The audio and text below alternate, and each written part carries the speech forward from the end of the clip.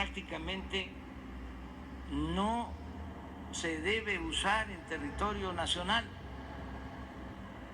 porque tiene como promedio de vuelo 3 horas mínimo. Cuesta mucho levantarlo y bajarlo. No es para ir a Oaxaca, no es para ir a Veracruz, no es para ir a Mérida.